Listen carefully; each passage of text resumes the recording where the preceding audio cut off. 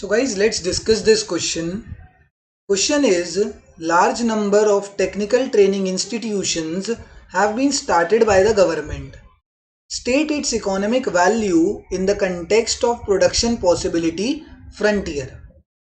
अब ना इसमें इकोनॉमिक वैल्यू पूछा गया in context of production possibility frontier, मतलब अल्टीमेटली हमसे ना ये पूछा गया एक तो इकोनॉमिक वैल्यू क्या है एंड दूसरा प्रोडक्शन पॉसिबिलिटी फ्रंटियर पर क्या इम्पैक्ट पड़ने वाला है.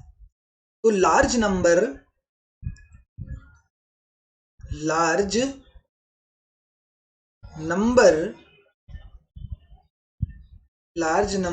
ऑफ ट्रेनिंग इंस्टीट्यूट्स अगर किसी भी इकोनॉमी के अंदर होंगे, training institutions, large number of training institutions अगर सोसाइटी डेवलप करेगी, सोसाइटी नहीं इकोनॉमी अगर डेवलप करेगी तो उससे क्या होगा,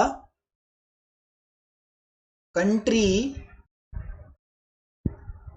वुड गेट more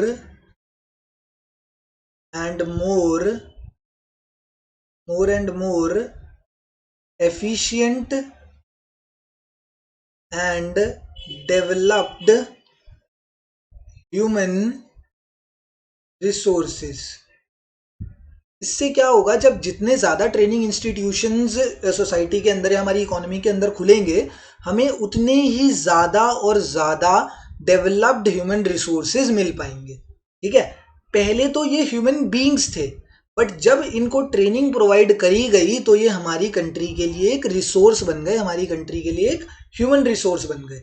एंड क्या हुआ, अल्टीमेटली हमारी कंट्री के अंदर रिसोर्सेज जो थे वो क्या हुए, इंक्रीज हो गए.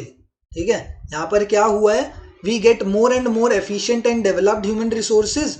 तो अल्टीमेटली रिसोर्सेज जो थे ह्यूमन रिसोर्सेज इंक्रीज हो गए. एंड जब ह्यूमन रिसोर्सेज इंक्रीज होते हैं then there is rightward shift in PPC.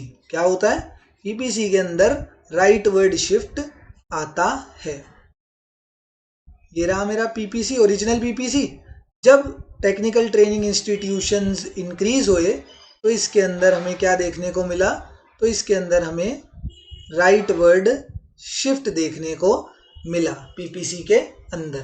ठीक है ना, तो ध्यान रखना है जब भी रिसोर्सेज इंक्रीज होंगे तो राइटवर्ड शिफ्ट होता है, रिसोर्सेज डिक्रीज होते हैं तो लेफ्टवर्ड शिफ्ट होता है. एंड यहाँ पर साफ साफ ह्यूमन रिसोर्सेज जो थे वो क्या हो रहे थे, इंक्रीज हो रहे थे. ठीक है ना, थैंक यू.